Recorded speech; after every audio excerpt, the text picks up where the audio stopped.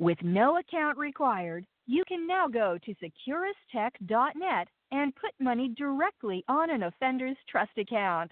Save on fees and deposit money today. Go to securustech.net. That's SECURUSTECH.net. Hello, this is a prepaid collect call from an offender at the Chillicothe Correctional Center. This call is from a correctional facility and may be monitored and recorded. To accept charges, press 1. To refuse charges, press thank you for using Securus. You may start the conversation now. Hey. Happy anniversary. Thank you. Okay. Mike said he fell asleep Okay. when you called. Okay. He said for you to call him anytime today. Okay, that sounds good. So it's like, Yeah. I'm like thinking, when I called it was 10:30, and I'm like, I know that's late to call, you know. So I'm like, Yeah. He tried staying up, but I guess he just fell asleep. You know. okay, yeah, that's fine. I expected that. I'm like, that's pretty late to call. So I'm like, I just called Rachel and talked to her for a little bit. So. Oh, well, that's good. Yeah. So y'all got there safe. Everything was good. Yeah, the connecting flight to New Orleans, I mean, it was a big plane. Okay. So that they had like screens on the back of every seat, so to watch a movie or something. So Cool. I watched TV, and I mean, it was good. We got home, oh Lord, right before midnight, pretty much. Okay. Dylan had just got to the airport when we had landed. He watched us land, actually. And came home and stayed up for a little while and passed out, and I didn't wake up till like 10:30. Okay. I was tired. I'm sure. Yeah, I came back to the room and I'm like, I was tired. I didn't want to even freaking work because I'm like, oh, I'm tired. Because usually I wake up, I stay at about 9:45 to get ready for school. And yeah. so I'm like, I got ready probably about 8:30, you know. So, yeah. I was Yeah. But I'm Yeah, like, I mean, I'm like, traveling just yeah. drains me. I But it missed was worth y'all it. already. I know. Look, Dad was talking in his sleep last night, and he's talking about visiting with you. He's talking in his sleep about you, and I'm like, and I wake him up, and I'm like, dude, really? And he's like, I know, I was talking in my sleep. I was doing a head count on y'all. I woke up myself. Thank y'all for y'all time, I said. Yeah, it's crazy. That's funny. Yeah, I know. I mean, it was hard to leave. I know. Cause I got back to the room and I'm like, I missed them already. I know. I was the same way. I was like, you know. Yeah. So I just. I don't think. I mean, I think any amount of time's gonna be enough. Huh? I said I don't think any amount of time's gonna be enough. No, you're right on that, baby. I mean, and it's like the visits just pass by so fast. They do, yeah. You know, but yeah. They say time flies when you're having fun, so, yeah. You know, Well, I was like, did. never ran out of anything to say, you know, which we was got a lot good. to talk about, you know, there's always something to talk about. Yeah. Gypsy, I love you. I'm going to make a garden. I love you too. A friend of mine. Cool. I love you too, and I miss you already. Miss you too, baby. You have a good day, okay? Thanks. You too. Daddy doesn't know how to keep still, like, at all. I'm getting, like, I'm actually in my closet, standing up in here, figuring out what I could wear, because I want to go pick up Aurora, but I don't want to get out of my pajamas either. Yeah, just wear something comfortable. That's what I'm doing. I mean, the pajama pants I have on is pretty much like a lounge, pants. Yeah. So, yeah, you can wear that and comfortable t-shirt or something. That's what I am. I'm going to unwrinkle a t-shirt in the dryer. And I got to go get some money out the ATM and go get our little munchkin. I snacked on my Funyuns and my pie. I smashed my pie right when I came back to the room. Oh, no way. Uh-huh. How the hell you did that? I just wanted it so bad. I was like, I ate it all. I was like, I'm going to save it for tonight or something. Oh, no, right when I got back to the room, ate that, then started eating the Funyuns. Oh, yeah, for sure. I mean, it's like right there staring in your face, teasing you. Right. You know? And Miss Lightfoot, she was like, well, I hope they have a safe trip back, and, when are they coming to visit you again and stuff? I'm like, on the first flight back, we sat like the first two seats, the first row, like right behind first class, and we were across from each other, each aisle seat. Well, that had a lady with a little boy that wasn't even 2 years old yet. And I was sitting near this nice black lady, but overweight. So when one of the flight attendants comes up to us and says, are any one of y'all traveling together? And me and I were like, yeah, we are. And she said, well, she asked me, she's like, can I switch you with the lady with the baby? She said, because on this side it has 3 oxygen, things that fall down. On that side was 2. So like, yeah, fine, no problem. And I always get the window seat. Always get the window seat. But Dad was like, oh, good, I get the window seat. And, I was like, no, I want the window seat. Oh, boy. No, I want the window seat. I want the window seat. I'm like, okay, well, since it's your birthday, I'm going to give you the window seat. Right. Because it's so pretty to watch at night, when you're flying. Yeah. It's pretty. So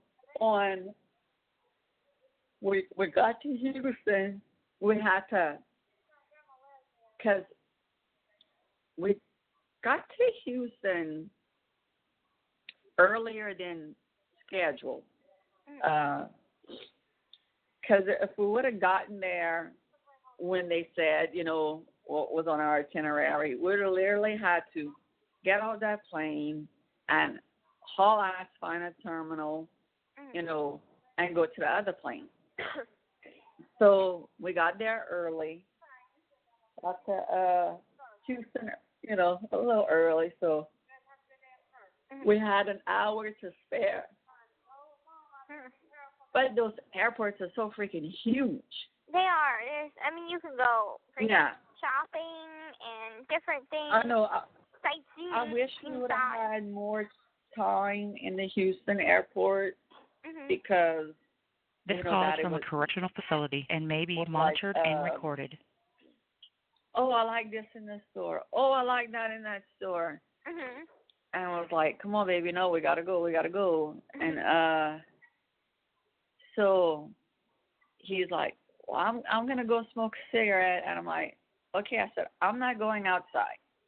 I said, leave me a bag, take your wallet, take your ticket. I said, because if they decide to fly us out early and you're not back, I'm bringing your shit. But your ass could stay in Houston. I'm going home. Uh-huh. So, but we start, okay, so I'm feeling there for some reason. We start boarding at like 9:20. And it's like a 55-minute flight, so it's not bad. Mhm. And so we get, aboard the plane, get on the plane, and it's, and all the other planes we took were these small planes, Mhm. Not a Boeing 757 like we took coming home. Right, those are and I'm like, big planes. Yeah. I mean, the last time me and Dad took a plane that big is when we flew to Cancun for our anniversary. For our honeymoon. Uh-huh. So, I'm like, oh, I could get used to this, Mhm. So we're not sitting in the same row, near each other. He was one row ahead of me on opposite sides, but I had the window. Uh-huh. And he says, "Hey, baby, you have some headphones?" I said, "Yeah, in my bag." He said, "Well, I'm gonna rent you for you to watch something, on TV." I was like, "Okay." So, and it's like direct TV, It's a direct TV that they have on the plane. Oh, that's cool. And it's cool because none of like how the stewardess stand up and show you everything. Well, they show it all on a video, Oh. In the front. So, which is pretty cool.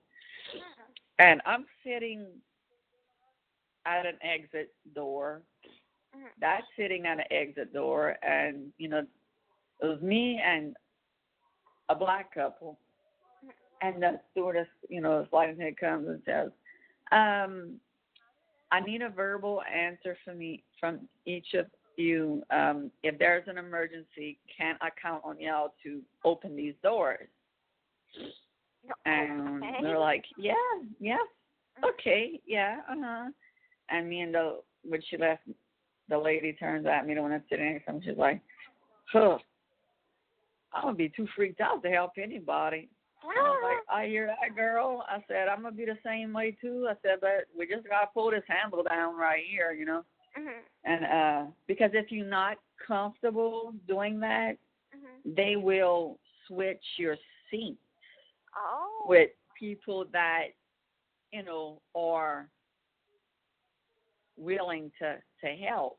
But I'm like, it ain't nothing just to, pull that lever down, So, and that, because the wing was so big, there was two exit doors on our side. It was my row and the one in the front of me, just like that. It was his row and the one behind him. So, watching TV, find something to watch. Watching Bridesmaids. And, like the last few minutes of the flight, the last 10 minutes of the flight, my eyes kept closing. Closing. I was like, I'm getting so tired. But we landed 15 minutes earlier than what we were supposed to. Okay. So, because I had talked to Dylan, and I'm like, before we left Houston, and I'm like, look, we're not supposed to land till, 10:52. I said, so, leave, at, a quarter to 10, because it takes, an hour to, from our house to the airport. It takes an hour to get there. So he was like, okay, that's cool. So when we landed, I took my phone off at airplane mode, and Dylan, I had a group text out to my mom, Mia, and Dylan, just to let them know, like, we landed, we're here, we're safe, during the trip. And Dylan's asking my mom, you know, he's like, Eugene, what airline? And, you know, my mom's like, oh, United, you know, and I'm like, okay, we landed. And Dylan had been there like 10 minutes. And he's like, I watched the airplane come in. Oh. And, yeah, so we had, you know, I went, sit in the car with Dylan while Dad went wait for the luggage. And, you know, so on the way coming home, you know, I was like, bruh, I said, I really forgot how tiny Gyps was.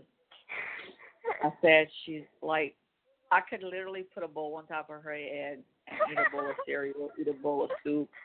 And he was like, Mom, she's that tiny? And I'm like, yeah. I said, and I did tell her when she's going to, I told her, I said, Gypsy, when you're going to have to hug your brother, you're going to need a stool, you know? And he was like, dang, yeah, she's the oldest one, but the shortest one. And I'm like, yeah, you know, and he's like, well, he said maybe all that medication that, you know, was forced on her or that she didn't know she was taking stunned her growth. I said, you know, could be, you know, because, I mean, there's really nobody I know on the Petrie side that is that short. Right. I'm like, you know. I know that, you know, some people have said that even whenever I was at home, that my friend David and Kim's daughter, well, her daughter, not his daughter, but Kim's daughter, is like 10 years old, and you know, any extra clothes that I didn't fit or didn't want anymore would come on to them, and it fit Aurora perfectly. So I'm like, maybe I'm the size of like a normal average 10-year-old or 12-year-old. Right. Something like that. Yeah. Because I'm like, we're the same weight, we're the same height. Yeah. I'm 20, I'm 25, and she's, you know, 10, so. Right. I mean, gene-wise, like, it's going to be hard to, like, go to, like, American Eagle and all that because you're just so freaking short. You know, I mean, we can buy genes from them and, you know, get them altered. You know, I have a few people that are, you know, I know that are seamstress, you know, on the buy that could do that stuff and everything. But I'm like, you know, she's going to want some, you know, nice clothes. I mean, shirts and all, that won't be a problem. Right. You know, like if I shop in the youth department, not the kids department, but like the teenager department, that usually, those clothes usually fit me. Now, as far as the jeans are concerned, you know, they are longer. Right. That's a whole different situation. You know. Yeah. But, I mean, like 3 years ago, I was buying my jeans sometimes in the youth because like I was 117 pounds. I was too small. But, I mean, we'll figure that out. But, I mean, they got a lot of like those 3 stores that we saw. Like after we left from visiting you, we went eat at the Chinese restaurant. Went eat there, and then we went find every building they had that had a big painting on the building. So we took pictures. Daddy made me take pictures of everyone, you know. And we passed through like a park, and they had like a water slide and all, and it was called Chili something, like Chili water park or something like that. So we stopped there, just, to pass time. So we wouldn't have to spend so much time in the airport. Yeah. And so we got to the airport at 5 o'clock. And our flight wasn't till 6:30.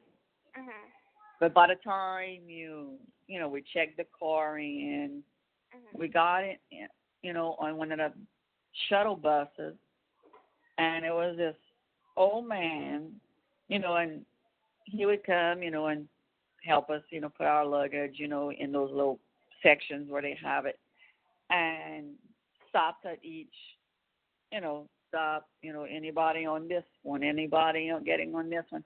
Well, he stops one at one point, and he opens the door, and he gets out the bus, and he picks something off the ground. I didn't see what it was. Well, when he gets back in the bus, it's those brand new iPads are like 15-inch screens. What? And it's a iPad Air in a leather case. So he's calling the supervisor, on the scene, and he's telling us his name was, it's spelled like it's ASAD, like Assad, but it's probably Ashad or something like that. And he was like, he's an older man. He was like, you wouldn't believe, he was telling me that, and another man, because there were only 3 of us on the bus. He's like, you wouldn't believe the stuff I find. He says, I found purses that people left. I found wallets. He said one time this lady left her purse, and her wallet had nothing but $100 bills, and he said, and it was about like 2 inches thick. Oh my God. He said a watch that cost $7,500, and he said nobody complains about my bus. He said, because everything I find, I return. So that's good. That's a good, honorable person. I was like, well, it's good to know that there's still honest people in this world. And then there's your daddy. I'll give you $100 for that iPad. I was like, shut up. It's so funny. And he's like, me boy. And the man's like, oh, no, I can't do that. And I said, you was just joking. Yeah. And he's like, this is how we do it. He said, I call it in, I give a description, and if nobody claims it within 3 months, they get to keep whatever they find. Okay, that makes sense. And I'm like, okay, 3 months, that's a grace period. That's long enough to find, and if they have the app to find my iPhone or find my iPad, like I have on, whichever device I lose. I mean, if I lose my phone, I could find my phone from my iPad. If I lose my iPad, I could find it from my phone. And I'm like, how could nobody notice that? I mean, it went missing. They don't have it. Yeah, but it could have been somebody getting off the plane, and I'm sure it could have been somebody getting off the plane to go to, getting off the bus to go to the airport. They would have noticed it wasn't there when they had to go through their stuff to check. So it might have been somebody getting off on the bus and it dropped, but it's in this leather case, so it probably didn't make a noise when it fell out. But it's like, how could you not realize? Right. I know that we were supposed to have won an iPad at the Ozark Empire Fair in Springfield. We had went one year, and they had a drawing, and it was a lady, and she was like, put your name in, and you can win a chance to win an iPad. And it was, I think it was a fundraiser or something for a children's, disturbed children's home, like a ranch. And, anyway, she sends us an email that they picked our name. And, so we're like, oh, that's wonderful, awesome. Where do we meet y'all to come pick it up? Plus, she never emailed us back after that. And we're trying to figure out, what's going on. This is kind of weird. And, 3 months pass by, freaking 6 months pass by, and no word from this lady. And it turns out the whole thing was a scam, because I think it was like $1 to put your name in or something. Because she was also she was selling these bracelets that, the barcode that you can scan with your phone, and it'll give you information. Well, she was making like medical bracelets and stuff, and information bracelets. So we paid, $5 for each of us to have a bracelet with our medical stuff on it. Well, that was the scam. Was the barcode didn't work because we tried it, and even though we didn't have one of them smartphones, we had friends that had smartphones, so they tried it and nothing came up. And it turned out. So y'all never had like what kind of phone y'all had? Like an Android or? No, it was a track phone. It was the touch track phone, but it was the really, really cheap kind that you can't really access the internet or nothing to that. It was just to call or text. Okay. And so we didn't have the little barcode scanning thing on ours. And right. So and then we ended up trying to find the kids ranch that the fundraiser benefited, and it turns out that it doesn't exist. Yeah, girl, I hear you, because when I was looking, to buy, a dog for Mia, Pomeranian, I was looking online, and and I found this site, and I'm looking for a white Pomeranian female, this and that, and so the people send me an email. Yes, we have, it sends me these pictures of the cutest little things, they're so cute. And I was like, okay, I want this one, and they were like, all right, so they sent me this long freaking ass email and telling me, this is the cost of shipping her, this is the cost for the kennel, to ship her, this and that. Okay, fine. Okay, that seems legit. So they call me, and it's somebody not from here that was kind of like sounds like somebody like from like Pakistan or something, that type of, accent. And, he's telling me, look, you need to go to the store and get this prepaid card, and it costs this much, put this much on the card, and then call me and send it to me. Oh, God, no. So I'm like, okay, So I call back the number. And they answer, and they just say, hello. And I'm like, is this, blah, blah, blah. And they're like, I busted them, pretty much. Oh. And he was like stumbling on his words, and I'm like, so let me tell you something right now. I said, I know y'all's fake. This is fake. This is a scam. I said, and he's like, well, no, this is the place. You called me on my personal phone. And I'm like, on this email, it has this number.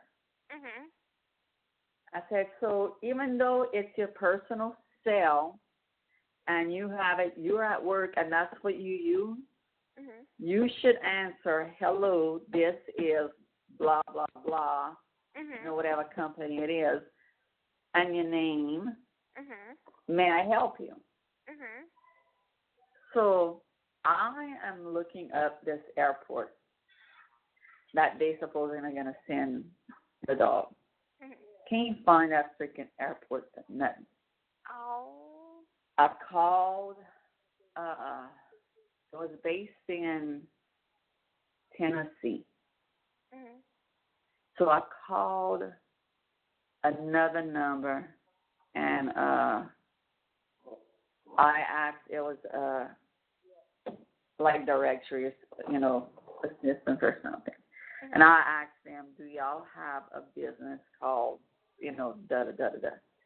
No, man. No business, in this part of Tennessee, this and that. So I sent them the rudest freaking email ever, and I, posted it on social media,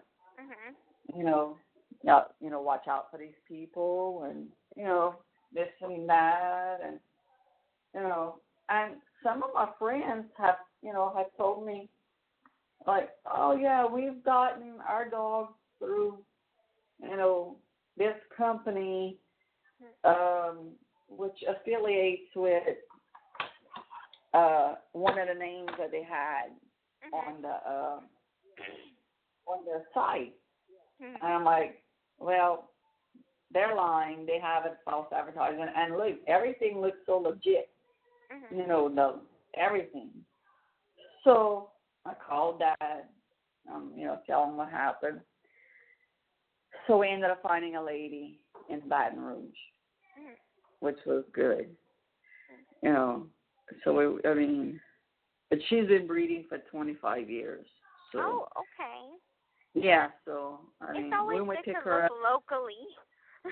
Yeah, and I was just searching the internet, and Dad was too. And he called me and he's like, and we both found her at the same time, because I was getting ready to call him and say, look, I found this person here, and he calls me, look, there's this lady in Baton Rouge. I'm like, well, we're looking at the same one. So I called her, and talked to her for a good while. She's like, yeah, I've been doing this, for, this many years. And I'm asking her, questions, and I'm telling her what color and this and that. So she sends me a picture of two of them. A little bit. And I picked Aurora. Aww. And so we went and get her 3 days later. We got her the day before. We got her December 23rd. She was 5 weeks old, and she was already eating on her own and drinking on her own. So, the size of my hand, she fit. So I know. cute. I know. I love my baby. I know. But yeah, you gotta watch out those scammers, because I remember we were, selling on eBay, and we were trying to sell that white DVD projector. Right. The one that works real good, and we couldn't sell that thing because it was a impulse buy that we did because our black projector broke, and we couldn't find that same type of projector again because the company or whatever, I guess, stopped, making it that kind. Yeah, well, that fixed the black projector. And I'm like, they had this man that emailed us on there and was like, I'm interested in buying it, and is there any way you could lower the price, probably about $100 or so, and anyway, trying to get us to send the projector without him giving us the money first. Right. And we were like, this sounds weird. This doesn't, this isn't a normal transaction. So, and he told us this address, and we looked up this address, and it doesn't really exist. And it's just like it was a place somewhere out in a different country, and he was like, "Do you ship out of the state and stuff?" And yeah. Never buy. Right. Yeah.